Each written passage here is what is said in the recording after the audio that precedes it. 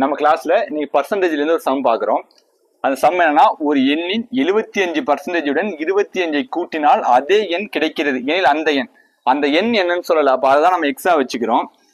அந்த எண் 75% 25 கூட்டினால் திரும்பி அதே எண் கிடைக்கிறது. அப்ப அந்த எண் என்னன்னு தெரியலன்னா நம்ம எக்ஸ்ன்னு வைப்போம். ஓகேவா? நம்ம இது மாதிரிக்கு ஒரு சீக்வன்ஸ் செட் பண்ணிட்டாலே பர்சன்டேஜுக்கு ஆன்சர் வந்துடும். அடுத்தது பர்சன்டேஜ்னா 75 டிவைட் பை 100. பர்சன்டேஜ்னாலே நம்ம அதை என்ன பண்ணணும், பின்னத்துக்கு மாத்திரப்ப 100ஆல டிவைட் பண்ணணும்.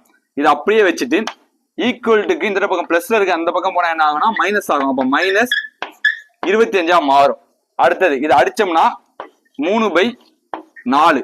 அப்ப இந்த 3ஓட எக்ஸ் பெருக்கணும்னா 3x divide by 4 equal to x minus 25 நமக்கு கிடைக்கும். அடுத்தது இந்த 4 இதோட வகுத்துக்கிட்டு இருக்கு, அந்த பக்கம் போனுச்சுன்னா 3x equal to 4x minus 100 அப்படின்னு கிடைக்கும்.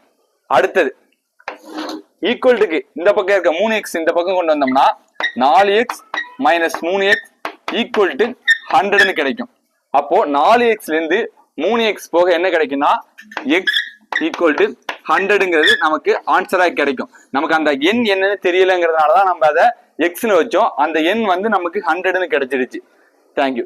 இது மாதிரிக்க வேற எதுவும் உங்களுக்கு சம் டவுட் இருந்துச்சுன்னா அதை கமெண்ட்ல பண்ணுங்க. அடுத்த கிளாஸ் அந்த சம்மை நான் போட்டு காமிக்கிறேன். மறக்காம சர்ப்ரைஸ் பண்ணுங்க.